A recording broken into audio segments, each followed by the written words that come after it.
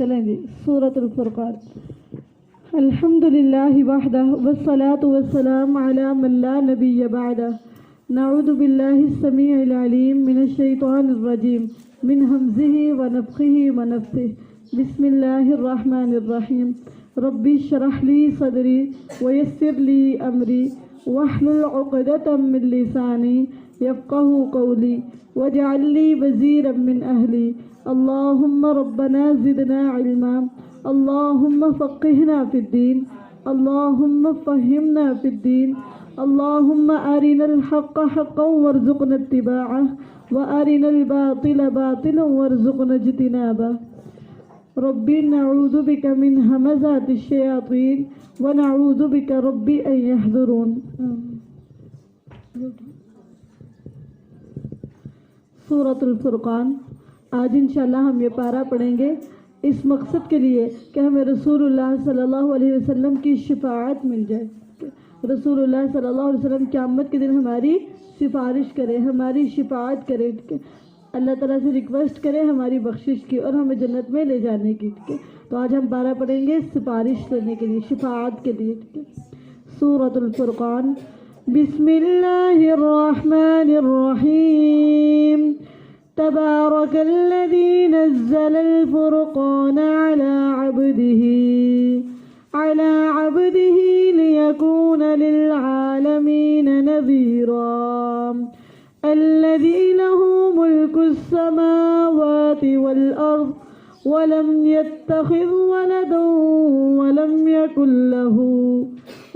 يكن له شريك في الملك وخلق كل شيء فقدره تقديرا.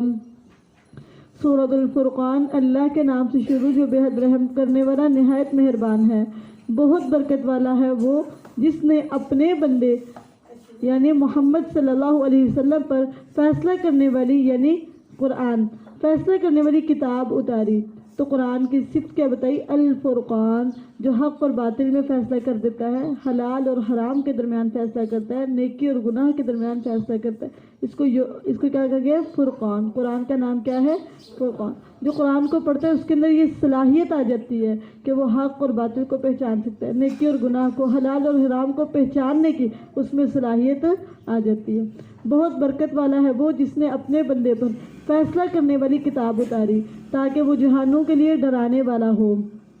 وہ ذات کہ اسی کے لیے آسمانوں اور زمین کی بادشاہی ہے، اور اس نے نہ کوئی اولاد بنائی اور نہ کبھی بادشاہی میں اس کا نہ کبھی بادشاہی میں کوئی اس کا شریک رہا. اور اس نے ہر چیز کو پیدا کیا، پھر اس کا اندازہ مقرر کیا، پورا اندازہ. اور انہوں نے اس کے علاوہ کئی اور معبود بنا لیے جو کوئی چیز پیدا نہیں کرتے اور وہ خود پیدا کیے جاتے ہیں، اور اپنے لیے نہ کسی نقصان کے مالک ہیں اور نہ نفع کے، اور نہ کسی موت کے مالک ہیں اور نہ زندگی کے، اور نہ ہی اٹھائے جانے کے مالک ہیں. اور ان لوگوں نے کہا جنہوں نے کفر کیا یہ نہیں ہے مگر ایک جھوٹ جو اس نے گھڑ لیا، اور کچھ دوسرے لوگوں نے اس پر اس کی مدد کی. سو بلا شبہ وہ عظیم ظلم اور سخت جھوٹ پر اتر آئے ہیں. اور انہوں نے کہا یہ قرآن پہلے لوگوں کی کہانیاں ہیں جو اس نے لکھوا لی ہیں، تو وہ پہلے اور پچھلے پہر اس پر پڑھی جاتی ہیں. تو کہہ اسے اس نے نازل کیا ہے جو آسمانوں اور زمین میں سب پوشیدہ باتوں کو جانتا ہے. بے شک وہ ہمیشہ سے بے حد بخشنے والا نہایت رحم کرنے والا ہے. اور انہوں نے کہا اس رسول کو کیا ہے کہ کھانا کھاتا ہے اور بازاروں میں چلتا پھرتا ہے، اس کی طرف کوئی فرشتہ کیوں نہ اتارا گیا، اس کے ساتھ ڈرانے والا ہوتا، یا اس کی طرف کوئی خزانہ اتارا جاتا، یا اس کا کوئی باغ ہوتا جس سے وہ کھایا کرتا. اور ظالموں نے کہا تم تو بس ایسے آدمی کی پیروی کر رہے ہو جس پر جادو کیا ہوا ہے. دیکھ انہوں نے تیرے لیے کیسی مثالیں بیان کی، سو گمراہ ہو گئے، بس وہ کوئی راستہ نہیں پا سکتے. تو جو رسول صلی اللہ علیہ وسلم کی شان میں گستاخی کرے گا وہ ہدایت پا نہیں سکتا. بہت برکت والا ہے وہ کہ اگر چاہے تو تیرے لیے اس سے بھی بہتر بنا دے ایسے باغات جن کے نیچے نہریں چلتی ہیں، اور تیرے لیے کئی محلات بنا دے. بلکہ انہوں نے قیامت کو جھٹلا دیا، اور ہم نے اس کے لیے جو قیامت کو جھٹلائے ایک بھڑکتی ہوئی آگ تیار کر رکھی ہے. جب وہ آگ انہیں دور جگہ سے دیکھے گی تو وہ اس کے لیے سخت غصے کی اور گدے کسی آواز سنیں گے. تو قیامت کے دن جہنم دھاڑ رہی ہوگی، چیخ و پکار کر رہی ہوگی، غصہ دکھا رہی ہوگی. یہ جہنم اپنا غصہ باہر نکال رہی ہوگی اور لوگوں کو آوازیں دے رہی ہوگی. تو اسے یہ پتہ چلتا ہے کہ جہنم غصہ بھی کرتی ہے, جہنم آواز بھی نکالتی ہے. جہنم کے اندر غصہ کرنے کی صلاحیت اور بولنے کی صلاحیت اللہ نے رکھی ہے. جب وہ آگ انہیں دور سے دیکھے گی تو وہ اس کے لیے سخت غصے کی اور گدھے کسی آواز سنیں گے, اور جب وہ اس کی کسی تنگ جگہ میں آپس میں جکڑے ہوئے ڈالے جائیں گے تو وہاں کسی نہ کسی ہلاکت کو پکاریں گے. فرمایا جائے گا آج ایک ہلاکت کو مت پکارو بلکہ بہت زیادہ ہلاکتوں کو پکارو. کہہ دے کیا یہ چیز بہتر ہے؟ قل اذلک خیر ام جنت الخلد التي وعد المتقون. کہہ دے کیا یہ بہتر ہے یا ہمیشگی کی جنت جس کا متقی لوگوں سے وعدہ کیا گیا ہے. اللہم البسنا لباس التقوی, اللہم اجعلنا للمتقین اماما, اللہم آت نفسی تقواها. آمین. یہ بہتر ہے یا ہمیشگی کی جنت جس کا متقی لوگوں سے وعدہ کیا گیا ہے, وہ ان کے لیے بدلہ اور ٹھکانہ ہوگی. ان کے لیے اس جنت میں جو چاہیں گے ہوگا, ہمیشہ رہنے والے. یہ تیرے رب کے ذمے ہو چکا ہے ایسا وعدہ جو قابل طلب ہے. اور جس دن وہ انہیں اور جن کو وہ اللہ کے علاوہ پوچھتے ہیں اکٹھا کرے گا, پھر کہے گا کیا تم نے میرے ان بندوں کو گمراہ کیا یا وہ خود راستے سے بھٹک گئے تھے؟ وہ کہیں گے سبحانک, تو پاک ہے, ہمارے لائق نہ تھا کہ ہم تیرے علاوہ کسی بھی طرح کے دوست بناتے, اور لیکن تو نے انہیں اور ان کے باپ دادا کو سامان دیا یہاں تک کہ وہ تیری یاد کو بھول گئے, اور وہ ہلاک ہونے والے لوگ تھے. جو نعمتوں کو پا کے اللہ کو بلا دے, جو نعمتوں کو پا کے اللہ کو بلا دے, ان کو ہلاک کر دیا جاتا ہے. سو انہوں نے تو تمہیں اس بات میں جھٹلا دیا جو تم کہتے ہو, پس تم نہ کسی طرح ہٹانے کی طاقت رکھتے ہو اور نہ کسی مدد کی, اور تم میں سے جو ظلم کرے گا ہم اسے بہت بڑا عذاب سکھائیں گے. اور ہم نے تجھ سے پہلے کوئی رسول نہیں بھیجے مگر بلا شبہ وہ یقیناً کھانا بھی کھاتے تھے اور بازاروں میں بھی چلتے پھرتے تھے, اور ہم نے تمہارے بعض کو بعض کے لیے ایک آزمائش بنایا ہے, تو کیا تم صبر کرو گے؟ چھوٹے بڑوں کے لیے اور بڑے چھوٹوں کے لیے سب ایک دوسرے کے لیے کیا ہے؟ آزمائش, امتحان ہے. اگر بچے ہیں تو بھی امتحان ہے, نہیں ہے پھر بھی امتحان ہے, اور اگر آپ بڑے ہیں پھر بھی امتحان ہے, اگر آپ سب سے چھوٹے ہیں پھر بھی امتحان ہے. یہ زندگی میں ہر ایک کا امتحان ہے. وہ کسی بھی جگہ پہ, کسی بھی لیول پہ, کسی بھی اسٹیٹس پہ, کوئی بھی مقام ہے, اس پہ آزمائش ہے, ٹیسٹ ہے. تو فرمایا اتصبرون, کیا تم ان ٹیسٹوں پر صبر کرو گے؟ بڑا ہے تو بڑے ہونے کی وجہ سے آزمائش ہو رہی ہے, چھوٹا چھوٹے ہونے کی وجہ سے آزمائش ہے. ہر ایک آزمایا جا رہا ہے, کوئی ایسا انسان نہیں ہے جس پر آزمائش نہ آ رہی ہو, ہر انسان پر آزمائش ہے. تو کہا اتصبرون, کیا تم صبر کرو گے پھر؟ اور تیرا رب ہمیشہ سے سب کچھ دیکھنے والا ہے. اور ان لوگوں نے کہا جو ہماری ملاقات کی امید نہیں رکھتے, ہم پر فرشتے کیوں نہیں اتارے گئے یا ہم اپنے رب کو دیکھتے؟ بلا شبہ یقیناً وہ اپنے دلوں میں بہت بڑے بن گئے ہیں, اور انہوں نے سرکشی اختیار کر لی, بہت بڑی سرکشی اختیار کرنا. سرکش کون ہے؟ جو اپنے دل میں خود کو بہت بڑا سمجھتا ہے, بڑی چیز سمجھتا ہے, خود کو بڑا مقام, بڑا مرتبہ, بڑی سیلف رسپیکٹ, اپنے دل کا بہت زیادہ خیال, خود کو ہی پوچھتا رہتا ہے. وہ سرکش انسان ہے جو اپنی مرضی, اپنی منمانی اور اپنے دل میں اس کو اپنا بہت بڑا لگتا ہے. کچھ لوگ تو ہوتے ہیں نا, ان کو اپنا بہت چھوٹا لگتا ہے, بہت چھوٹا, اپنے آپ کو بہت حقیر اور کمتر اور چھوٹا سا سمجھتے ہیں. لیکن کچھ لوگ کیا ہے کہ اپنے آپ کو بہت بڑا سمجھتے ہیں, یعنی ان کے اندر تکبر اور سرکشی ہوتی ہے. یہ فرشتوں کو مطالبہ کرتے ہیں, جس دن وہ فرشتوں کو دیکھیں گے اس دن مجرموں کے لیے کوئی خوشی کی خبر نہ ہوگی. اور فرشتوں کو دیکھ کے پتہ کیا کہیں گے کاش ہمارے اور ان فرشتوں کے درمیان ایک مضبوط آڑ ہو. فرشتے کب دکھائی دیتے ہیں؟ موت کے وقت. انسان کو پہلی دفعہ فرشتہ کب دکھائی دیتا ہے؟ جب اس کی موت کا وقت آتا ہے. اور جو کافر لوگ ہیں, نافرمان لوگ ہیں, موت کو دیکھ کے, موت کے وقت فرشتے کو دیکھ کے تو ان کی چیخیں نکلتی ہیں, روتے ہیں اور کہتے ہیں کاش یہ ہم سے دور ہو جائے, ہمارے اور ان کے درمیان ایک مضبوط آڑ ہو, ہم ان کو دیکھ نہ سکیں, یہ ہمیں دکھائی نہ دیں. اور ہم اس کی طرف آئیں گے جو انہوں نے کوئی بھی عمل کیا ہوگا تو اسے بکھرا ہوا غبار بنا دیں گے. متکبر کے سارے اعمال برباد ہیں. متکبر نے جو نیکیاں کی ہوں گی, جو بھی نیکیاں کی ہوں گی, لیکن اس میں تکبر پایا جائے گا تو تکبر کی وجہ سے کوئی نیکی کام. اسی طرح جن کاموں میں اخلاص نہ ہوا وہ کام اللہ تعالیٰ گرد و غبار بنا دیں گے, ان کو ڈسٹ بنا دیں گے. اسی طرح جو کام شریعت کے پابند نہ ہوئے, شریعت کے پیروی میں نہ کیے گئے ہوں, وہ اعمال بھی برباد کر دیے جائیں گے. اعمال کر کے ریاکاری کر دی, وہ عمل برباد کر دیے جائیں گے. احسان جتلا دیا, اعمال برباد کر دیے جائیں گے. نیکی کرنے کے بعد تکلیف دے دی گئی تو اعمال گرد و غبار بنا دیے جائیں گے. اور ہم اس کی طرف آئیں گے جو انہوں نے کوئی بھی عمل کیا ہوگا تو اسے بکھرا ہوا غبار بنا دیں گے. اللہ سے دعا کیا کرے نا, اللہم انی اسألک علما نافعا ورزقا طیبا وعملا متقبلا. اللہ ہمیں ایسے عملوں کی توفیق دے دے جن کو آپ قبول کر لیں, جن کو آپ قبول کر. کچھ لوگ ہیں عاملۃ ناصبہ تصلی نارا حامیہ, کام کر کر کے تھک جائیں گے لیکن ان کو آگ کے گھڑوں کے اندر پھینک دیا جائے گا. کیوں؟ اخلاص نہیں تھا, اللہ کی رضامندی نہیں مطلوب تھی, ریاکاری تھی ان کے اندر, دکھاوا تھا, احسان جتلا دیا تھا, تکلیف دے دیا کرتے تھے صدقہ کرنے کے بعد, اس لیے ان کی کوئی نیکی قبول. نیکی کرنے کے بعد آپ کا ہم اور غم یہ ہونا چاہیے اللہ تعالیٰ جی قبول کرنا. مریم علیہ السلام کی امی نے جب مریم کو اللہ کی خاطر وقف کیا تو فوراً سے دعا پڑھے کی اللہ مجھ سے قبول کر لے, اللہ مجھ سے. اس طرح ابراہیم علیہ السلام نے بیت اللہ کی تعمیر کی تو پتہ ہے کہا ربنا تقبل منا, قبولیت کی فکر رکھے, اعمال ضرور کرے لیکن اعمال کرنے کے بعد ایک ہی ہم اور غم اللہ تعالیٰ جی قبول کرنا. تھوڑا سا کیا اللہ تعالیٰ جی قبول کرنا. اور یہ قبولیت کی فکر ہر چیز سے بڑھ کر چاہیے. کتنے دن ہو گئے آپ کو یہاں آتے, کتنے دن ہو گئے پڑھتے, ٹھیک ہے, تو اگر اللہ تعالیٰ نے یہ قبول نہ کیا پھر تو ٹینشن رکھے, اپنا ہم اور غم رکھے کہ اللہ تعالیٰ قبول کرنے, بس اللہ کی نظر میں قبول ہو جائیں, اللہ اس عمل سے راضی اور خوش ہو جائے. اور ہم اس کی طرف آئیں گے جو انہوں نے کوئی بھی عمل کیا ہوگا تو اسے بکھرا ہوا غبار بنا دیں گے. اس دن جنت والے ٹھکانے کے اعتبار سے نہایت بہتر اور دوپہر کے آرام گاہ کے اعتبار سے کہیں اچھے ہوں گے. وَيَوْمَ تَشَقَّقُ السَّمَاءُ بِالْغَمَامِ وَنُزِّلَ الْمَلَائِكَةُ تَنزِيلًا الْمُلْكُ يَوْمَئِذٍ الْحَقُّ لِلرَّحْمَنِ وَكَانَ يَوْمًا عَلَى الْكَافِرِينَ عَسِيرًا. اور جس دن آسمان بادل کے ساتھ پھٹ پڑے گا اور فرشتے اتارے جائیں گے, لگاتار اتارا جانا قیامت کا وقوع ہو رہا ہے.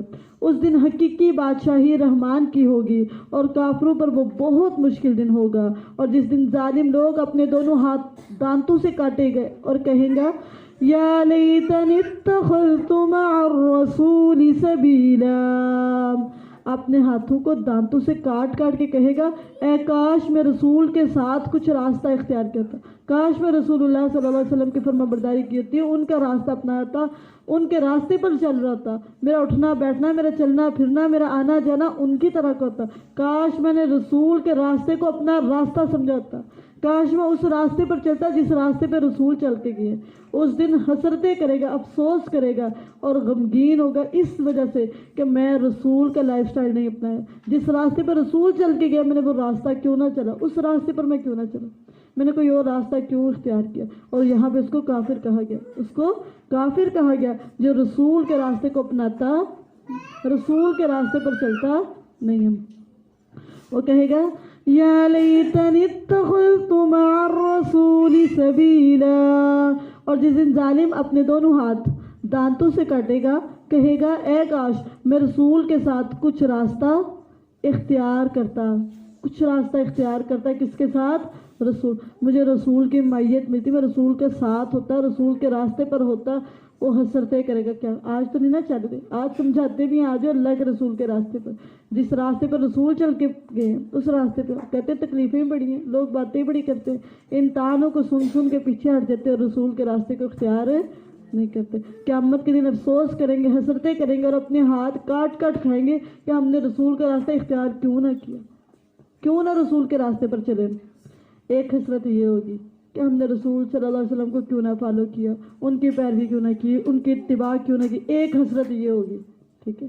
اور کچھ لوگ ہوں گے وہ رسول اللہ صلی اللہ علیہ وسلم کے راستے پر چلنے والے ہوں گے, ان کے مطابق ان کی زندگیاں ہوں گی, ان کا اٹھنا بیٹھنا, وہ کہتے ہوں گے کہ ہم نے وہ کام کرنا جو رسول اللہ صلی اللہ علیہ وسلم نے. ان کا ہم اور غم یہ کہ رسول کو فالو کر دیں, رسول نے جہاں قدم رکھے ہم وہاں قدم رکھ دیں, ان کے فٹ پرنٹس پہ چلے, ان کے جیسی زندگی گزار کے جائیں, ان جیسے بنے. ان کا ہم اور غم یہ ہوگا. اور ان کی قیامت کے دن نبی صلی اللہ علیہ وسلم سفارش کریں گے, شفاعت کریں گے. آج ہم 12 پتہ کیوں پڑھ رہے ہیں کہ قیامت کے دن رسول ہماری شفاعت کرتے, اللہ کے ہاں سفارش کرتے ہماری کہ اللہ ان کو جنت میں بھیج دے, اللہ ان کو درگزر کر. ہم رسول صلی اللہ علیہ وسلم کی شفاعت سفارش لینے کے لیے آج انشاءاللہ پارہ پڑھ رہے. تو رسول صلی اللہ علیہ وسلم ان کی سفارش کریں گے جن نے ان کے راستے کو اپنایا ہوگا. ان کے راستے کو اپنے سینے سے لگایا ہوگا، اس راستے پر چلے ہوں گے، ان کی سفارش رسول اللہ صلی اللہ علیہ وسلم کریں گے۔ اور جن نے رسول اللہ صلی اللہ علیہ وسلم کے راستے کو نہ اپنایا، نہ اس راستے پر چلے، نہ اس راستے کو اپنایا، وہ قیامت کے دن خود پر حسرتیں کریں گے، اپنے ہاتھوں کو کاٹ کاٹ کھائیں گے کہ ہم نے رسول کا راستہ کیوں نہ اپنایا۔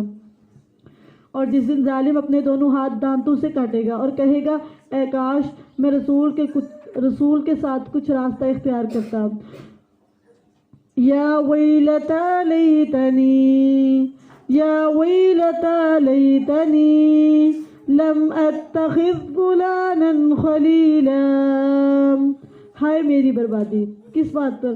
کاش کہ میں فلاں کو دوست نہ بناتا۔ کیوں؟ اس دوست نے کیا کیا تھا؟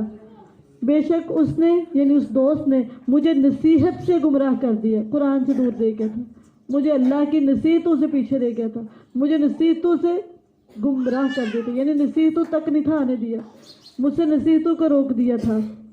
اس کے بعد کہ میرے پاس وہ آ چکی تھی۔ اور شیطان ہمیشہ انسان کو چھوڑ جانے والا ہے۔ یہاں پہ اس برے دوست کے بارے میں بتایا جا رہا ہے جو آپ کو اللہ کی طرف نہیں آنے دیتا، دین کی طرف نہیں آنے دیتا، چاہے وہ دوست آپ کے گھر میں سے ہو، آپ کے رشتہ داروں میں سے ہو، آپ کے خاندان میں سے، جو آپ کو قرآن سے روکتا ہے، دین سے روکتا ہے، دین پر عمل کرنے سے روکتا ہے، قیامت کے دن آپ افسوس کریں کاش یہ میرا دوست نہ ہوتا، کاش، کیوں اس کی وجہ سے آج مجھے جنت سے دور کر دیا گیا اور ہمیشہ کے لیے جہنم میں پھینک دیا گیا۔ تو قیامت کے دن انسان اپنے ہاتھ کاٹ کاٹ کے حسرتیں کرے گا، افسوس کرے گا کہ میں نے دوستی کس سے کر لی۔ تو انسان نا اپنے دوست کے دین پر ہوتا ہے، انسان اپنے دوست کے دین، اپنا دوست اس طرح کا بنائے جو ایمانی لیول میں بہت اونچا ہو، جس کا دین اعلیٰ ہو، جس کا ایمان اونچا ہو، جسے دیکھ دیکھ کے آپ کو نیکیوں کی ترغیب آئے، آپ اور نیکیوں میں آگے بڑھنے کی کوشش کریں، وہ آپ کو موٹیویٹ کرے دین کی طرف۔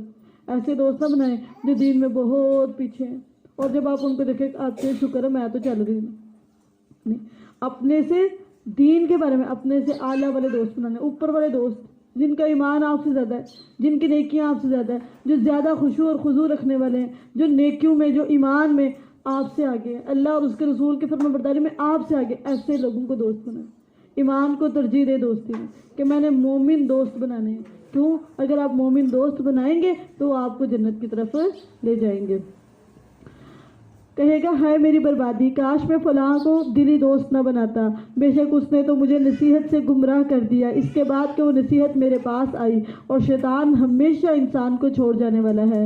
وقال الرسول یا رب ان قوم اتخذوا هذا القرآن مہجورا، اور رسول صلی اللہ علیہ وسلم قیامت کے دن کہیں گے اے میرے رب، بے شک میری قوم ہے اس نے قرآن کو چھوڑا ہوا بنا رکھا تھا، قرآن کو ترک کر دیا تھا، قرآن سے ہجرت کر لی تھی، قرآن کو چھوڑ رکھا تھا۔ یہ نبی صلی اللہ علیہ وسلم ان کی سفارش نہیں کر رہے بلکہ ان کی شکایت لگا رہے، ان کی کمپلین کر رہے اللہ کو، اللہ میں قرآن دے کے آیا تھا، میں نے کن مصیبتوں اور مشقتوں اور تکلیفوں سے پتھر کھا کھا کے میں نے یہ قرآن پہنچایا، اور ان نے اس قرآن کی کس قدر کی، کتنا اس قرآن کو ترجیح دی، کتنا اس قرآن کو جو ہے وہ اپنا ہم اور غم بنایا، کتنا اس قرآن کو یاد کیا، اس قرآن کے بارے میں کتنا فکر مند رہا۔ میں نے تو اپنی جان پر کھیل کے ان کو قرآن دیا تھا، اپنا آپ کافروں کے حوالے کر کے، زخمی کر کے، اپنے پاؤں لہو لہان کر کے میں نے دین پہنچایا تھا، کس خطرے سے گزر کے میں نے دین پہنچایا تھا کہ ان تک قرآن پہنچا دو، کوئی بات رہ نہ جائے، ان تک نصیحت پہنچا دو، ان تک خیر خواہی کا پیغام پہنچا دو، ان کو بتا دو جنت میں کیسے جانا، ان کو بتا دو جہنم سے کیسے بچنا۔ اللہ نے کوئی قدر، یہ میری قوم ہے اور انہوں نے قرآن کو چھوڑ رکھا، قرآن کو مہجورا، ہجرت کر رکھی تھی، یعنی قرآن سے ہجرت کر کے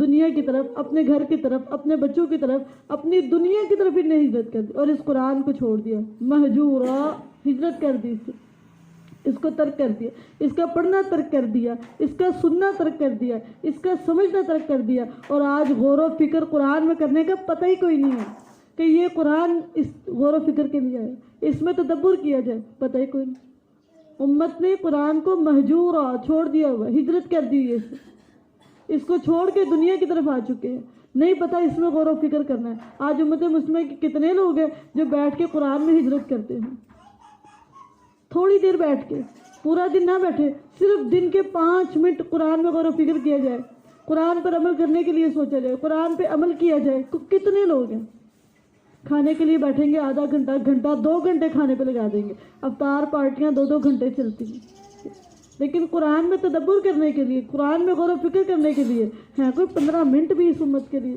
کہ قرآن میں غور و فکر کیا جائے، تدبر کیا جائے، قرآن کے آیات کو سمجھا جائے، اور رسول نے کن محنتوں اور مشقتوں کے ساتھ یہ پیغام پہنچایا، کس طرح کے خطروں سے کھیل کر اس امت تک قرآن کا پیغام پہنچایا، اور امت نے کس قدر اس کی قدر کی، کتنی کو اس قرآن کی قدر کی۔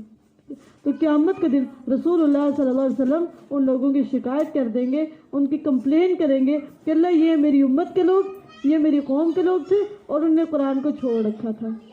تو اپنی زندگی میں، حالانکہ اللہ تعالیٰ قرآن میں پتہ کہتے ہیں وَاعْتَصِمُوا بِحَبْلِ اللَّهِ، اللہ کی جو رسی قرآن ہے نا، اس کو مضبوطی سے تھام لو، اس کو اپنے ہاتھ سے جانے نہ دو۔ لیکن آج امت مسلمہ نے اس کو تھامنے کی بجائے اس کی فکر ہی نہیں کی کدھر ہے کدھر نہیں۔ قرآن میں دیکھیں آپ کا علم کتنا ہے، کس لیول پہ، کس درجے پہ آپ قرآن میں، حالانکہ نجات کا ذریعہ تو یہی ہے نا، یہی نجات کا ذریعہ۔ کتنی کو نجات آپ نے سیکھ لی، سمجھ لی، یاد کر لی، اس کے اندر قرآن کے علم میں بالکل سفید ہے، بالکل سفید، پتہ ہی کوئی نہیں، کچھ چھاپتا ہی کوئی نہیں، کوئی خبر ہی نہیں ہے۔ دنیا میں کسی چیز کے متعلق بات کریں گے تو کسی کو آگے نہیں بڑھنے دیں گے، اور جب بات ہے دین کی، اسلام کی، تو ایک لفظ بھی نہیں بولنا آئے گا، پتہ ہی کوئی نہیں ہے، دین اور اسلام کا پتہ ہی نہیں۔ تو رسول اللہ صلی اللہ علیہ وسلم قیامت کے دن ان کی شکایت کریں گے اور ان کے خلاف اللہ سے سفارش کریں گے کہ اللہ یہ وہ لوگ ہیں جن نے قرآن کو چھوڑ رکھا، قرآن کو امپورٹنس نہیں دی، قرآن کو ترجیح نہیں دی، قرآن کو اپنا ہم اور غم نہیں بنایا، قرآن کے بارے میں فکر نہیں کی، اس کو نہیں سیکھا، اس کو نہیں سکھایا۔ حالانکہ رسول اللہ صلی اللہ علیہ وسلم اپنی وفات سے پہلے کہہ کے گئے تھے تم میں سے بہترین وہ ہے جو قرآن سیکھتا ہے اور سکھاتا ہے، بتا کے گئے تم بہترین ہو۔ جو اس کو نہیں سیکھتا، نہیں سکھاتا، وہ اپنے آپ کو بہترین نہ شمار کرے، کیونکہ نبی صلی اللہ علیہ وسلم بہترین کے بارے میں بتا کے گئی کہ بہترین کون ہے۔ تو اس وقت تک بہترین نہیں بنا جا سکتا جب تک کہ اس کو سیکھا نہ جائے، تب تک کہ اس کو سکھایا۔ تو اگر یہ کام نہیں کر کے جائیں گے تو قیامت کے دن رسول اللہ صلی اللہ علیہ وسلم کی شفاعت سے محروم کر دیے جائیں گے، بلکہ رسول اللہ صلی اللہ علیہ وسلم ہمارے خلاف گواہی دیں گے کہ یہ وہ لوگ جنہیں قرآن دے کے آیا تھا اور یہ قرآن کو چھوڑ رکھا تھا۔ وَقَالَ الرَّسُولُ يَا رَبِّ إِنَّ قَوْمِ اتَّخَذُوا هَذَا الْقُرْآنَ مَهْجُورًا، اور رسول صلی اللہ علیہ وسلم کہیں گے اے میرے رب، بے شک میری قوم نے اس قرآن کو چھوڑا ہوا بنا رکھا ہے، چھوڑا ہوا۔ تو اپنا ہم اور غم قرآن کو بنائے، دعا کیا کرے اللہم تجعل القرآن الربیع قلبی، اے اللہ اس قرآن کو میرے دل کی بہار بنا دے، میں اس کو پڑھوں تو میرے دل میں اس طرح بہار آ جائے۔ اور رسول کہے گا اے میرے رب، بے شک میری قوم نے اس قرآن کو چھوڑا ہوا بنا رکھا ہے۔ تو جو قرآن پڑھنے والے ہوں گے ان کی سفارش خود اللہ تعالیٰ کے رسول صلی اللہ علیہ وسلم کریں گے، سفارش سے وہ لوگ محروم رہیں گے جنہوں نے قرآن کو چھوڑ رکھا ہے، قرآن سے منہ موڑ رکھا ہے، قرآن سے اعراض کر رکھا ہے، نہ پڑھتے ہیں، نہ سنتے ہیں، نہ سمجھتے ہیں، نہ عمل کرتے ہیں، نہ غور و فکر کرتے ہیں، اس سے کوئی تعلق نہیں۔ اس کے لیے قیامت کے دن رسول اللہ صلی اللہ علیہ وسلم شکایت کریں گے۔ اور اسی طرح ہم نے ہر نبی کے لیے مجرم میں سے کوئی دشمن بنایا، اور تیرا رب ہدایت دینے والا اور مدد کرنے والا کافی ہے۔ اور ان لوگوں نے کہا جنہوں نے کفر کیا، یہ قرآن اس پر ایک ہی بار کیوں نہ نازل کر دیا گیا، اسی طرح ہم نے اتارا تاکہ ہم اس کے ساتھ تیرے دل کو مضبوط کر دیں۔ وَرَتَّلْنَاهُ تَرْتِيلًا، اور ہم نے اسے ٹھہر ٹھہر کر پڑھا، خوب ٹھہر ٹھہر کے پڑھنا۔ تو قرآن کو کیسے پڑھنا چاہیے؟ ٹھہر ٹھہر کے، خوب ٹھہر ٹھہر کے پڑھنا چاہیے۔ اور وہ تیرے پاس کوئی مثال نہیں لاتے مگر ہم تیرے پاس حق اور بہترین تفسیر بھیج دیتے ہیں۔ وہ لوگ جو اپنے چہروں کے بل جہنم کی طرف اکٹھے کیے جائیں گے، وہی ٹھکانے میں نہایت برے اور راستے کے اعتبار سے بہت زیادہ گمراہ ہیں۔ اور بلا شبہ یقیناً ہم نے موسیٰ علیہ السلام کو کتاب دی اور اس کے ساتھ اس کے بھائی ہارون کو بوجھ ہٹانے والا بنا دیا۔ پھر ہم نے کہا کہ دونوں ان لوگوں کی طرف جاؤ جنہوں نے ہماری آیات کو جھٹلا دیا، تو ہم نے انہیں ہلاک کر دیا، بری طرح ہلاک کرنا۔ جنہوں نے حق کو نہ مانا، حق کو قبول نہ کیا، رسولوں کی فرمانبرداری اور رسولوں کی اطاعت نہ کی، اور رسول جو کچھ لے کے آئے تھے ان کو نہ مانا، تو ان کو اللہ نے دنیا میں ہلاک۔ آگے اب بار بار انبیاء کا تذکرہ آئے گا، بار بار ہر نبی کا تذکرہ آئے گا اور بتایا جائے گا قوم نے نہیں مانا، ان کا راستہ نہیں اختیار کیا، جو کچھ وہ لائے تھے ان سب کو جھٹلا دیا، ہم نے ان کو دنیا میں ہلاک کر دیا۔ بار بار یہی ایک بات کو بار بار دہرایا گیا ہے، ٹھیک ہے. اور اس میں سبق کیا ہے کہ جس طرح پہلی قوموں کے پاس رسول بھی آئے تھے، پیغام بھی لے کر آئے تھے، ٹھیک ہے، انہوں نے رسولوں کا نہ مانا، ان کے طریقے کو نہ اختیار کیا، ان پیغمبروں کو جھٹلا دیا، ہم نے ان کو پکڑ دیا. تو کہیں یہ نہ ہو تمہارے پاس بھی رسول آ چکا ہے، تمہیں بھی سب کچھ دے چکا ہے، کہیں تمہاری نہ پکڑ آ جائے، کیونکہ پہلوں کی تو پکڑ ہوگی، ٹھیک ہے. تو تم کیسے بچ سکتے ہو؟ جب تم اس قرآن کو تھام لو اور اس پیغمبر کے راستے کو اختیار کر لو، پھر ہی بچ سکتے ہو.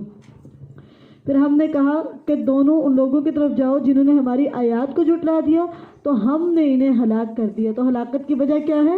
کذبوا بآیاتنا، اللہ کے آیات کو قول فعل اور عمل کے ساتھ جھٹلانا، بری طرح ہلاک کرنا. اور نوح علیہ السلام کی قوم کو بھی جب انہوں نے رسولوں کو جھٹلا دیا تو ہم نے انہیں غرق کر دیا اور انہیں لوگوں کے لیے ایک نشانی بنا دیا، اور ہم نے ظالموں کے لیے ایک دردناک عذاب تیار کر رکھا ہے. اور عاد اور سمود کو اور کنویں والوں کو اور اس کے درمیان بہت سے زمانے کے لوگوں کو بھی ہلاک کر دیا، اور ہر ایک ہم نے اس کے لیے مثالیں بیان کی، اور ہر ایک کو ہم نے تباہ کر دیا، بری طرح تباہ کرنا. اور بلا شبہ یقیناً یہ لوگ اس بستی پر آ چکے جس پر بارش برسائی گئی، بری بارش، تو کیا وہ اسے دیکھا نہ کرتے تھے، بلکہ وہ کسی طرح اٹھائے جانے کی امید نہ رکھتے تھے. اور جب وہ تجھے دیکھتے ہیں کہ وہ جب دیکھتے ہیں تو تجھے نہیں بناتے مگر مذاق. کیا یہی ہے جسے اللہ نے رسول بنا کر بھیجا ہے؟ بے شک یہ تو قریب تھا کہ ہمیں ہمارے معبودوں سے گمراہی کر دیتا، اگر یہ نہ ہوتا کہ ہم ان پر جمے رہتے. اور ان قریب وہ جان لیں گے جب عذاب دیکھیں گے کون راستے کے اعتبار سے زیادہ گمراہ ہے. أَرَأَيْتَ مَنِ اتَّخَذَ إِلَٰهَهُ هَوَاهُ أَفَأَنتَ تَكُونُ عَلَيْهِ وَكِيلًا. کیا تو نے وہ شخص دیکھا جس نے اپنا معبود کس کو بنا لیا؟ رب کو نہیں، جس نے پیدا کیا، اپنا معبود اس کو بنا لیا جو اس کی خواہشات ہیں. معبود کون ہوتا ہے؟ جس کی عبادت کی جائے، ہے نا، جس کی بات مانی جائے، جس کی اطاعت کی جائے، جس کی بندگی کی جائے، جس کے سپرد خود کو کر دیا جائے، جس کی ہر بات کو مانا جائے. معبود اس کو ہی کہتے ہیں نا. انہوں نے معبود رب کو نہیں بنایا، انہوں نے معبود پتہ کس کو بنایا ہوا ہے؟ اپنی خواہشوں کو. وہ نہیں کرتے جو معبود کہتا ہے، پیدا کرنے والا جو کہتا ہے وہ نہیں کرتے وہ ہیں جو ان کا دل چاہتا ہے، اپنی مرضی کرتے، اپنی منمانی کرتے، جو دل میں آتا ہے وہ کرتے. انہوں نے اپنا الہ کس کو بنایا ہوا ہے؟ اپنی خواہشات کو. مومن کا الہ تو اللہ ہوتا ہے، مومن کا الہ کون ہے؟ اللہ. ٹھیک ہے، لیکن یہ وہ لوگ ہیں جنہوں نے اللہ کو الہ نہیں مانا بلکہ الہ کس کو مانا ہوا ہے؟ اپنی خواہشات کو. ان کو یہ نہیں پتا کہ ہم نے کس کے طریقے پر چلنا ہے، ان کو یہ پتا کہ ہم نے بس اپنی مرضی کرنی ہے، اپنا لائف سٹائل ہے، جو دل میں ہے وہی کرنا ہے، اپنی منمانی اور اپنی مرضیاں کرتے ہیں. دین انہوں نے اپنی مرضی کا سمجھا ہوگا، اپنی مرضی کرنا یہ دین سمجھتے ہیں. الہ کی عبادت نہیں کرتے بلکہ اپنے نفس کی پیروی کرتے ہیں، اپنے نفس کی خواہشات کی پیروی کرتے ہیں. کیا تو نے وہ شخص دیکھا جس نے اپنا معبود اپنی خواہشوں ہی کو بنا لیا؟ تو کیا تو اس کا ذمہ دار ہوگا؟ یا تو گمان کرتا ہے کہ ان کے اکثر سنتے ہیں یا سمجھتے ہیں؟ وہ نہیں ہے مگر چوپایوں کی طرح. کیا ہے؟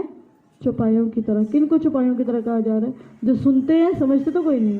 سن رہے ہیں، تراویح میں پورا قرآن سن لیا لیکن سمجھتے وہ اس طرح ہے جس طرح چوپائے ہیں، کہ چوپایوں کو سنائی دیتا ہے لیکن سمجھتے. جانور کو پتہ چلتا ہے کہ آپ بول رہے ہیں، اس کو پتہ چلتا ہے لیکن آپ کیا بول رہے ہیں، اس کا مقصد کیا ہے، اس میں ڈرایا جا رہا ہے، بتایا جا رہا ہے، کیا سمجھایا جا رہا ہے، ان کو نہیں سمجھ آتی. ان کو سمجھ یہ آتی ہے کہ آپ بول رہے ہیں، ان کے کانوں میں آواز بھی جاتی ہے لیکن وہ سمجھنے سے قاصر ہے. تو کیا تو گمان کرتا ہے کہ ان کے اکثر سنتے ہیں یا سمجھتے ہیں؟ وہ نہیں ہے مگر چوپایوں کی طرح بلکہ وہ راستے کے اعتبار سے چوپایوں سے بھی زیادہ گمراہ ہیں.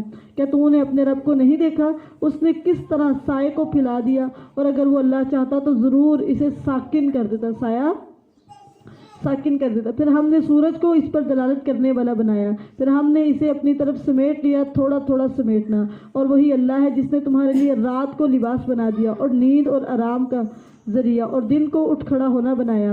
اور وہی اللہ ہے جس نے ہواؤں کو اپنے رحمت سے پہلے خوشخبری کے لیے بھیجا، اور ہم نے آسمان سے پاک کرنے والا پانی اتارا تاکہ ہم اس کے ذریعے ایک مردہ شہر کو زندہ کریں، اور اسے اس مخلوق میں سے جو ہم نے پیدا کی ہے بہت سے جانوروں اور انسانوں کو پینے کے لیے مہیا پینے کے لیے مہیا کریں، اور بلا شبہ یقیناً ہم نے اسے ان کے درمیان پھیر پھیر کر بھیجا تاکہ وہ نصیحت حاصل کرے، مگر اکثر لوگوں نے سخت ناشکری کرنے کے علاوہ کچھ نہیں مانا، اور اگر ہم چاہتے تو ضرور ہر بستی میں ایک ڈرانے والا بھیج دیتے، بس تو کافروں کا کہنا مت مان اور اس قرآن کے ساتھ ان سے جہاد کر، بہت بڑا جہاد کر۔ جہاد کس طرح کرنا ہے؟ کچھ جہاد کرتے ہیں تلوار کے ذریعے اور کچھ جہاد کرتے ہیں قرآن کے ذریعے، لوگوں کو قرآن سمجھاتے ہیں، قرآن بتاتے ہیں، قرآن کی طرف لے کے آتے ہیں، اس قرآن کے ذریعے وہ اسٹرگل کرتے ہیں دن کو بھی اور رات، ان کا ہتھیار قرآن ہوتا ہے، قرآن کے ذریعے لوگوں کو اللہ کی طرف لے کے آتے ہیں، اس قرآن کے ساتھ لوگوں کو محنت مشقت کوشش کر کر کے اس قرآن کی طرف لے کے آتے ہیں، وہ دن رات اس قرآن کو اٹھا لیتے ہیں اور اس کو لوگوں تک پہنچاتے ہیں، لوگوں کو اس قرآن کی طرف لے کے آتے ہیں، وہ جہاد کرتے ہیں اس قرآن کے ذریعے تاکہ لوگ اس قرآن کی طرف آ جائیں، اس دین کی طرف آ جائے، اس کو پڑھنے لگ جائے، اس کو سننے لگ جائے، سمجھنے لگ جائے، اس پر عمل کرنے لگ جائے، وہ قرآن کے ذریعے جہاد کرتے ہیں، لوگوں تک قرآن پہنچانے میں انتھک محنت اور کوشش کرتا ہے کہ لوگ اس قرآن تک آ جائیں، لوگ اس نعمت کو پہچان دیں، لوگ اس رحمت کو پہچان دیں، وہ قرآن کے ساتھ کیا کرتا ہے؟ تو رسول اللہ صلی اللہ علیہ وسلم کو حکم دیا جا رہا ہے کہ جہاد کر اس قرآن کے ساتھ، بہت بڑا جہاد کرنا۔ آگے آیات ہے،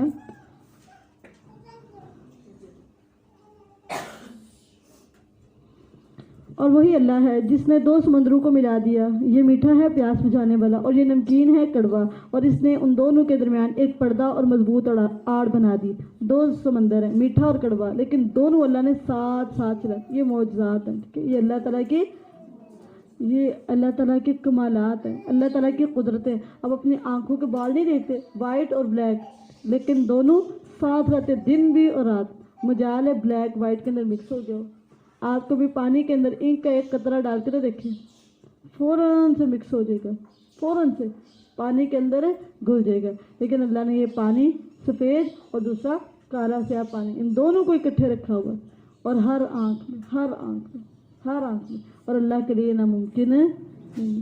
اللہ دو چیزوں کو جو متضاد ہے، ٹھیک ہے، ان کو آپس میں جوڑتے، اللہ کے لیے کوئی مشکل نہیں ہے۔ اور وہی اللہ ہے جس نے دو سمندروں کو ملا دیا، یہ میٹھا اور پیاس بجھانے والا ہے اور دوسرا یہ نمکین ہے اور کڑوا ہے، اور اس نے ان دونوں کے درمیان ایک پردہ اور مضبوط آڑ بنا دی ہے۔ اور وہی اللہ ہے جس نے پانی سے ایک بشر کو پیدا کیا، پھر اسے خاندان اور سسرال بنا دیا، اور تیرا رب ہمیشہ سے بے حد قدرت والا ہے، اور وہ اللہ کے علاوہ اس چیز کی عبادت کرتے ہیں جو نہ انہیں نفع دیتی ہے اور نہ انہیں نقصان پہنچاتی ہے، اور کافر ہمیشہ اپنے رب کے خلاف مدد کرنے والا ہے۔ اور ہم نے تجھے نہیں بھیجا مگر خوشخبری دینے والا اور ڈرانے والا بنا کر۔ قُلْ مَا أَسْأَلُكُمْ عَلَيْهِ مِنْ أَجْرٍ إِلَّا مَن شَاءَ أَن يَتَّخِذَ إِلَىٰ رَبِّهِ سَبِيلًا، کہہ دے میں تم سے اس پر کسی مزدوری کے سوال نہیں کرتا۔ کس پر؟ دعوت دین پر۔ جو انسان اللہ کے لیے مخلص ہوتا ہے نا، اللہ کے لیے خالص ہوتا ہے، اللہ کے دین کے لیے خالص ہوتا ہے، وہ کسی سے اجرت طلب، وہ اپنے دین کا کام کرتا ہے، اللہ کے دین کا کام کرتا ہے، تو کسی مال کے لیے، کسی چیز کے لیے وہ یہ کام، اس کی اجرت اس کے رب کے ذمہ ہوتی ہے، اس کو پتہ ہے کہ اس کے رب نے اس کے ایک ایک سیکنڈ کا کیا کچھ دینا ہے، وہ لوگوں کے اوپر نظریں، اور وہ لوگوں کی خاطر وہ ان لوگوں کو بھی سمجھاتا ہے، ان لوگوں کو بھی بتاتا ہے، ان لوگوں کو بھی سکھاتا ہے جو دے، اور وہ ان لوگوں کو بھی سکھاتا ہے جو دے سکتے، یعنی جو داعی دین ہوتا ہے وہ مانگنے کے لیے، اور جو دے اس کو ہی نہیں سکھاتا کہ جس نے دینا ہے اس کو بتانا، جو پیسے دے گا، جو مال دے گا، اس کو دین کی سمجھ دینی ہے، نہیں، وہ سب کے لیے خیر خواہ ہوتا ہے، سب کے لیے، چھوٹوں کو بھی علم دے گا، بڑوں کو بھی علم دے گا، غریب کو بھی علم دے گا، بڑے اور امیر کو بھی۔ اس کا زندگی کا مقصد پتہ کیا ہوتا ہے؟ خیر خواہ۔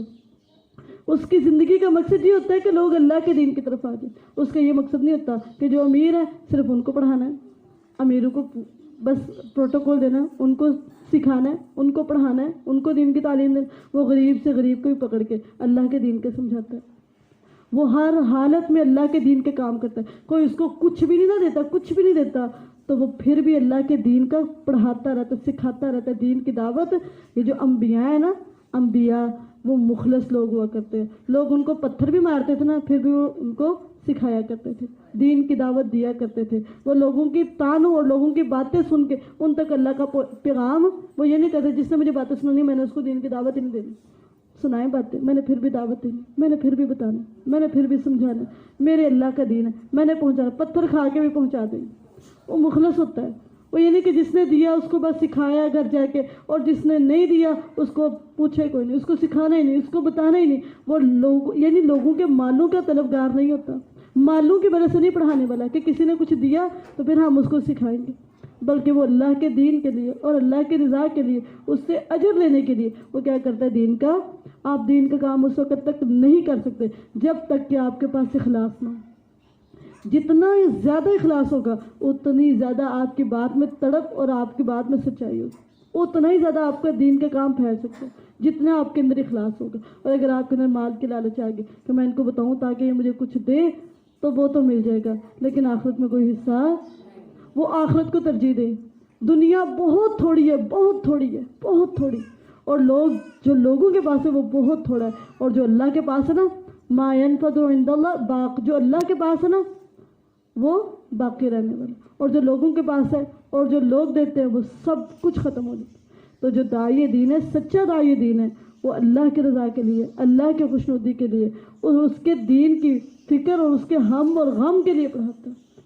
وہ چند ٹکوں کے لیے دین کا کام ان کو نہ بھی دیا جائے وہ پھر بھی اللہ کے دین کے کام دن بھی کرے گا رات بھی کرے گا. وہ پیسوں پر نہیں ہوتا، وہ اللہ کے دین کے لیے ہوتا ہے، اس کے اندر اخلاص ہوتا ہے. تو جب تک آپ میں یہ اخلاص نہ آئے گا تب تک آپ کی دعوت کامیاب نہیں ہو سکتی. آپ اللہ کے ہاں داعی دین نہیں ہے.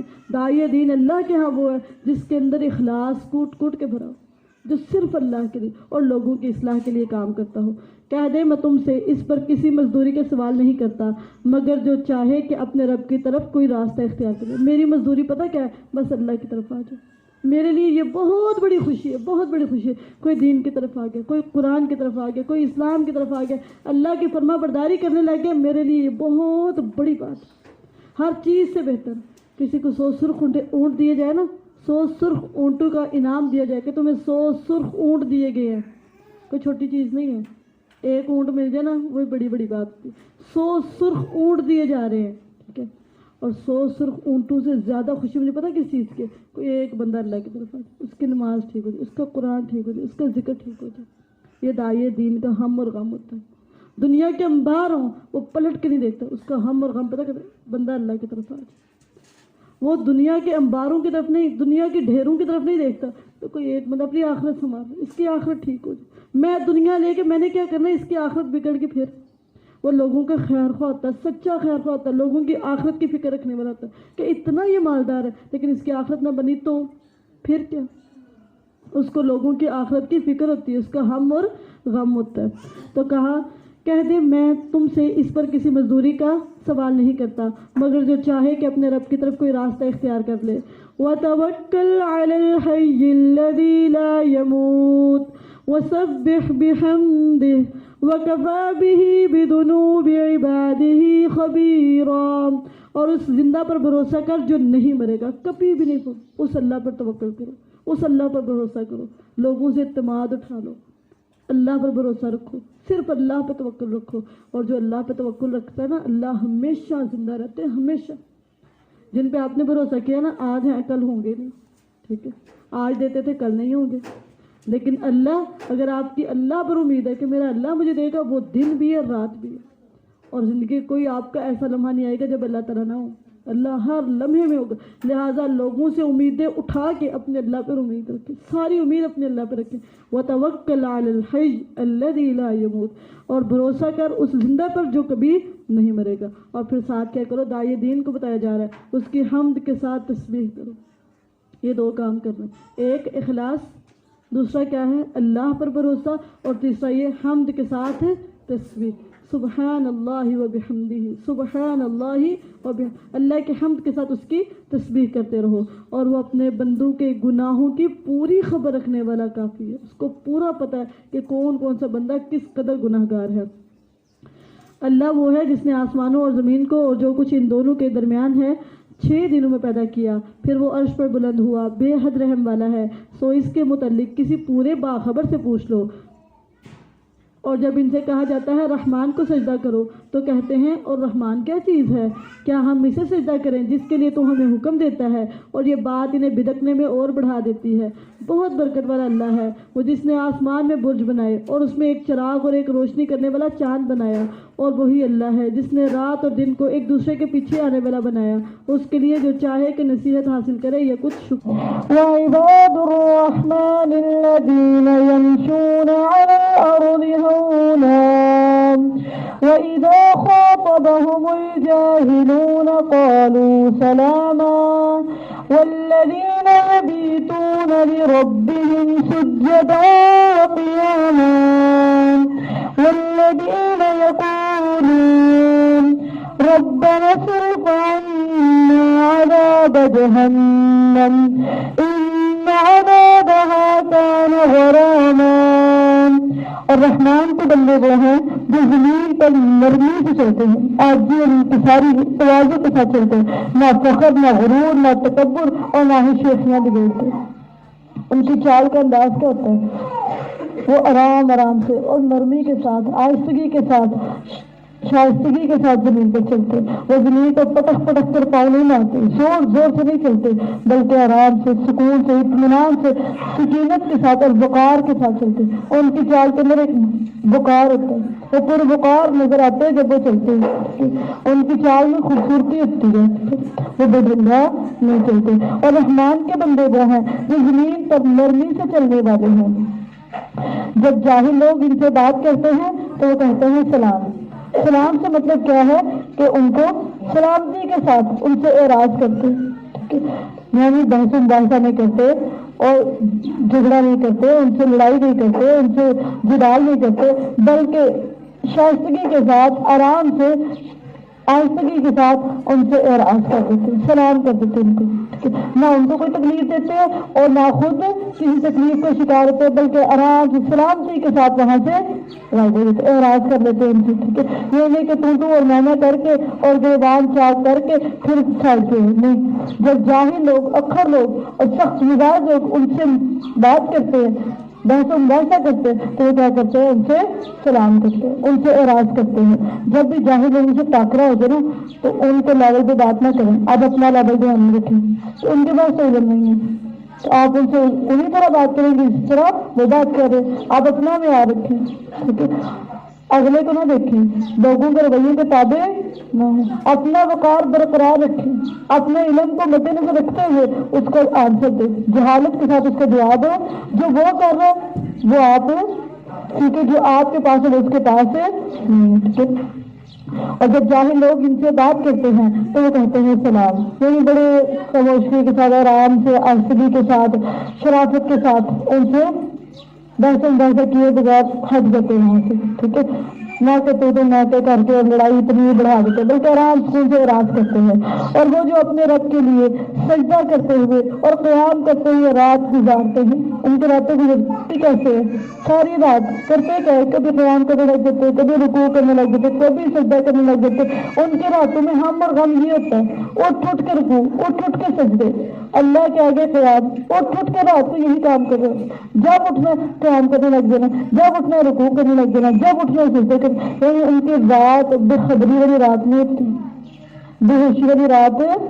وہ رات کو اٹھتے ہیں اللہ کے لیے، تھوڑا وقت نکالتے ہیں رات کو بھی اللہ کے لیے، تو صرف دن کو اللہ کے بندے نہیں ہوتے، وہ رات کو بھی اللہ کے فرما بردار ہوتے ہیں۔ اور رات کو اٹھ کے پتہ کیا کہتے ہیں؟ اتنی عبادات کر کے نا پھر بھی پتہ کیا کہہ رہے ہیں؟ ربنا اصرف عنا عذاب جہنم، اے ہمارے رب ہم سے جہنم کا عذاب، اتنی نیکیوں کے باوجود، اتنی فرما برداری کے باوجود، اتنی اطاعت کے باوجود بھی ڈر کس کا؟ جہنم سے۔ اے ہمارے رب ہم سے جہنم کا عذاب پھیر دے، اس کو پیچھے کر دے، اس کو ہم سے پھیر دے۔ کیوں؟ بے شک اس کا عذاب تو ہمیشہ سے چمٹ جانے والا، یہ تو ساتھ لپٹ جاتا ہے، یہ تو ساتھ چمٹ جاتا ہے۔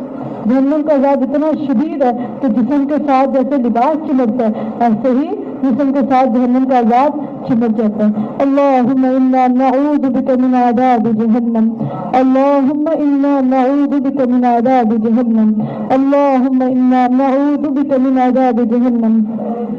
بے شک وہ بری ٹھہرنے کی جگہ اور اقامت کی جگہ ہے۔ والذین إذا أنفقوا لم يسرفوا ولم يقتروا وكان بين ذلك قواما. اور وہ عباد الرحمن وہ ہیں کہ جب خرچ کرتے ہیں تو نہ فضول خرچی کرتے ہیں اور نہ خرچ کرنے میں تنگی کرتے ہیں. نہ تو یہ کہ ہر وقت ہی فضول خرچی کرتے رہتے ہیں, ایکسٹرا پیسے ادھر ادھر ضائع کرتے رہتے, بے فائدہ چیزوں کو پیسے لگاتے رہتے, نہیں فضول خرچی نہیں کرتے, اور نہ ہی اپنے ہاتھ کو تنگ کر لیتے کہ خرچ کرنا کوئی نہیں, دینا کوئی نہیں, وہ اس کے درمیان رہتے ہیں. وَكَانَ بَيْنَ ذَلِكَ قَوَامًا, اور ان کے خرچ اس کے درمیان معتدل ہوتے ہیں, دیتے بھی اور رکھتے بھی, دیتے بھی اور رکھتے بھی. یہ نہیں کہ سارے دے دیتے ہیں اور یہ بھی نہیں کہ سارا ہی رکھ لیتے ہیں, بلکہ کچھ دیتے ہیں اور کچھ رکھ لیتے ہیں, کچھ دیتے اور کچھ رکھ لیتے ہیں. والذين لا يدعون مع الله إلها آخر ولا يقتلون النفس التي حرم الله إلا بالحق ولا يزنون ومن يفعل ذلك يلقى أثاما.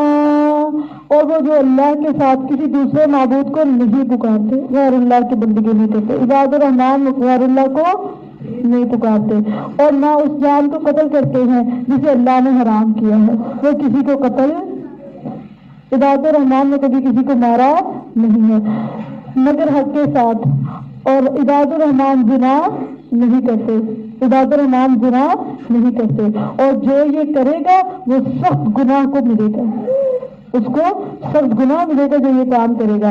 اس کے لیے قیامت کے دن عذاب دگنا کیا جائے گا اور وہ ہمیشہ اس میں ذلیل کیا ہوا رہے گا. جو یہ کام کرے گا وہ ہمیشہ آگ میں ذلیل کیا جاتا رہے گا. إِلَّا مَن تَابَ وَآمَنَ وَعَمِلَ عَمَلًا صَالِحًا فَأُولَئِكَ يُبَدِّلُ اللَّهُ سَيِّئَاتِهِمْ حَسَنَاتٍ وَكَانَ اللَّهُ غَفُورًا رَحِيمًا. مگر جس نے توبہ کی, جو پلٹ آیا, سوری کہہ لی اور ایمان لے آیا اور عمل کیا کچھ نیک عمل, کوئی بھی جتنا مرضی بڑا گناہ ہے نا, اگر توبہ کر لی ہے تو نہ صرف وہ گناہ معاف ہوگا بلکہ اس گناہ کو اللہ نیکی میں کنورٹ کر دیں گے. اور نیکی میں 10 سال تک گناہ کرتے رہے, 10 سال کے بعد توبہ کی, اس گناہ کی معافی مانگی, آئندہ نہ کرنے کا عزم کیا, تو یہ 10 سال کے گناہ نا وہ اللہ تعالیٰ 10 سال کی نیکی میں کنورٹ کر دیں, جیسے اس نے 10 سال میں گناہ کیا ہی نہیں. فَأُولَئِكَ يُبَدِّلُ اللَّهُ سَيِّئَاتِهِمْ حَسَنَاتٍ. تو یہ لوگ ہیں جن کی برائیاں اللہ نیکی میں ہے, کیا ہے برائیاں, ان کی برائیاں ان کو اللہ نیکی میں کنورٹ کرتے تھے. تو اپنی برائیوں کو نیکی میں کنورٹ کرنے کے لیے گناہوں کو چھوڑنا ہوگا, توبہ کرنی ہوگی. اللہ تعالیٰ ہر گناہ معاف کر سکتے ہیں, ہر گناہ, حتیٰ کہ آپ شرک سے بھی توبہ کریں گے نا اپنی زندگی کے اندر تو شرک بھی آپ سے معاف کر دیا جائے گا. قتل کیا ہے اس پر بھی معافی مانگیں گے تو معاف کر دیا جائے گا. گناہ کر لیا تھا اب معافی مانگ لیں گے تو معاف کر دیا جائے گا. لیکن اگر دنیا میں معافی نہ ملی تو آخرت میں تو بڑا سخت دگنا عذاب دیا جائے گا. ٹھیک ہے, تو اپنے گناہوں کو رمضان جانے سے پہلے بخشوا دیں, اللہ سے معافی مانگ دیں, اللہ سے چوری کر دیں اور گناہوں کو ختم کروا دیں. تو یہ لوگ ہیں جن کی برائیاں اللہ نیکی میں بدل دے گا, اور اللہ ہمیشہ سے بہت بخشنے والا, نہایت رحم کرنے والا ہے. کوئی بخشش مانگے تو صحیح, کوئی رحمت مانگے تو صحیح, میں بہت بخشوں گا اور بہت رحم کروں گا. اور جو توبہ کرے اور نیک عمل کرے تو یقیناً وہ اللہ کی طرف رجوع کرتا ہے. سچا رجوع کرنا, سچا رجوع کرنے والا کون ہے؟ جو توبہ کرنے کے بعد, پلٹنے کے بعد پھر عمل صالح کرتا ہے, برے عمل چھوڑ دیتا ہے, برائیاں چھوڑ دیتا ہے, پھر نیک اعمال کرنے لگ جاتا ہے. وہ اللہ کی طرف رجوع کرنے والا ہے, سچا رجوع کرنے والا. اور وہ لوگ جو جھوٹ میں شریک نہیں ہوتے اور جب بےہودہ کام کے پاس سے گزرتے ہیں تو باعزت گزر جاتے ہیں. بےہودہ کام کے پاس سے جب گزرتے ہیں, بےہودہ کام کے پاس سے جب گزرتے تو کیسے گزرتے ہیں؟ باعزت طریقے سے. اس گناہ کو اپنے ساتھ لگنے اٹیچ نہیں ہونے دیتے. کسی گندی اور بری محفل میں جب چلے جاتے ہیں تو وہاں پہ رہتے نہیں بلکہ باعزت طریقے سے نکل جاتے ہیں, گزر جاتے ہیں وہاں سے. کوئی بھی محفل ہے, گناہ کی محفل, برائی کی محفل, ٹھیک ہے, شرک کی محفل ہے, کوئی بھی بری محفل ہے, وہاں سے پھر کنارہ کر دیتے. کیسے؟ باعزت طریقے سے. یہ نہیں لڑائی جھگڑا کر کے کر کیا رہے ہو بھی, یہ کیا کیا ہوگا, آرام سے کہ میں عباد الرحمان میں شامل ہونے کے لیے میں ان کاموں کو نہیں اپنانا چاہتی، میں نے رحمان کی بندی بننا، رحمان نے ان کاموں سے منع کیا، میں نے یہاں نہیں رہنا، مجھے یہاں سے جانا ہے۔ اگر میں ان کاموں میں انوالو رہی تو میں رحمان کی بندی نہیں بن سکتی، مجھے وہ لیول نہیں مل سکتا، مجھے وہ تقوی نہیں مل سکتا، مجھے یہاں سے جانا ہے باعزت طریقے سے، نہ کہ لڑائی جھگڑا کر کے اتفاق کر کے پھر نکلے، بلکہ باعزت طریقے سے نکلے۔ اور وہ لوگ کہ جب انہیں ان کے رب کی آیات کے ساتھ نصیحت کی جاتی ہے تو ان پر بہرے اور اندھے ہو کر نہیں گرتے، بلکہ سن کے سمجھ کے پھر جھکتے ہیں، بغیر سوچے سمجھے سارے نہیں ہلاتے، بلکہ آیات کو سنتے ہیں، سمجھتے ہیں، نصیحت پر عمل کرتے ہیں۔ اور وہ لوگ جو کہتے ہیں عباد الرحمان کی دعا پتہ کیا ہے؟ بہت خوبصورت دعا ہے، ربنا هب لنا من ازواجنا وذرياتنا قرة اعین واجعلنا للمتقین اماما۔ اور عباد الرحمان وہ ہیں جو کہتے ہیں اے ہمارے رب، دعا کا انداز دیکھیں کہاں سے شروع کر رہے ہیں، اے ہمارے رب ہمیں ہماری بیویوں، ٹھیک ہے، ہماری بیویوں یا شوہروں اور اولادوں، ٹھیک ہے، بیویوں اور اولادوں سے آنکھوں کی ٹھنڈک عطا فرما کہ ہماری آنکھیں پرسکون ہو جائے، آنکھیں مطمئن، آنکھیں اطمینان سے سکون سے لبریز ہو جائے۔ ہم اپنی اولاد کو دیکھیں، ہم اپنے شوہروں کو دیکھیں تو ہماری آنکھیں سکون سے لبریز ہو جائے، آنکھیں اطمینان سے بھر جائیں، ان کے کام دیکھ کے، ان کی خوبیاں دیکھتے، ان کے اچھے کام دیکھ کے ہمیں سکون ہو جائے، ہماری آنکھیں ٹھنڈی ہو جائے، اور پھر ہمارا ہمیں پرہیزگاروں کا امام بنا دے۔ ایک مطلب یہ ہے کہ جتنے پرہیزگار ہیں ان سب کی امامت مجھے عطا کرتے، ٹھیک ہے۔ اور ایک یہ ہے کہ جو میرے اندر میں لوگ ہیں نا، جو میرے نیچے لوگ ہیں، ان سب کو پرہیزگار بنا، ان سب کو کیونکہ میں ان کی ماں ہوں نا، ٹھیک ہے، تو جو میرے نیچے بچے ہیں ان سب کو کیا کر پرہیزگار بنا، مجھے ان متقین کا امام بنا، میرے بچے متقین ہوں، ٹھیک ہے، میرے بچے متقین۔ تو یہ اصل میں دعا اور متقین نے اس کو ہائی لائٹ کیا کہ ان کو بنا کیا متقی، کیونکہ متقی ہی کامیاب ہے، جو متقی بن گیا اس میں ساری خوبیاں آ گئی، ساری صفات متقی میں آ گئی۔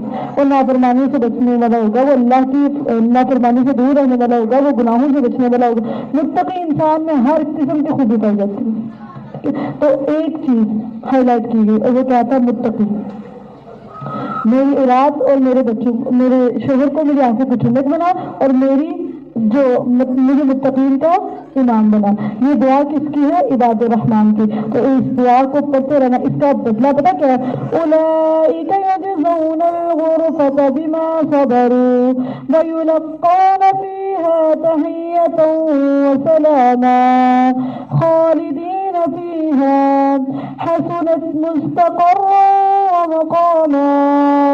اور وہ جو کہتے ہیں اے ہمارے رب ہمیں ہماری بیویوں اور اولادوں سے آنکھوں کی ٹھنڈک عطا فرما اور ہمیں پرہیزگاروں کا انعام بنا دے۔ یہ لوگ ہیں جنہیں جزا میں بلند و بالا محل عطا کیے جائیں گے۔ دعا مانگتے رہیں گے نا تو بلند و بالا محل عطا کیے جائیں گے۔ کیوں؟ وجہ پتہ کیا؟ اس لیے کہ انہوں نے صبر کیا، اس صبر کی وجہ سے اللہ ان کو بلند و بالا محلات دیں گے، اور ان میں اس کا استقبال زندگی کی دعا اور سلام کے ساتھ کیا جائے گا۔ وہ اس جنت میں ہمیشہ رہنے والے ہیں، وہ ٹہلنے اور رہنے کی اچھی جگہ ہے۔ کیا میرا رب تمہاری پرواہ نہیں کرتا اگر تمہارا پکارنا نہ ہو؟ اگر تم رب کو نہیں پکارو گے نا تو رب کو کوئی پرواہ، اور حدیث میں آتا ہے جو اللہ سے نہیں مانگتا اللہ اس سے ناراض ہو جاتا ہے، اللہ اس شخص سے ناراض ہو جاتا ہے جو اللہ سے مانگتا، اور جو اللہ سے مانگتا ہے اللہ اس سے خوش ہو جاتے ہیں، اللہ اس سے خوش ہو جاتے ہیں کہ میرا بندہ، اور پھر اللہ نے اس کو عبادت قرار دیا کہ جو مانگتا رہتا نا وہ عبادت میں رہتا ہے۔ کہ میرا رب تمہاری پرواہ نہیں کرتا اگر تمہارا پکارنا نہ ہو، سب بے شک تم نے جھٹلا دیا تو ہم قریب اس کا انجام چمٹ جانے والا ہوگا۔ تو جھٹلائے گا جو تو اس کے ساتھ عذاب کو چمٹا دیا جائے گا۔ اللہم لا تجعلنا منہم ولا معہم۔ الحمدللہ سورۃ فرقان ہماری مکمل ہو گئی۔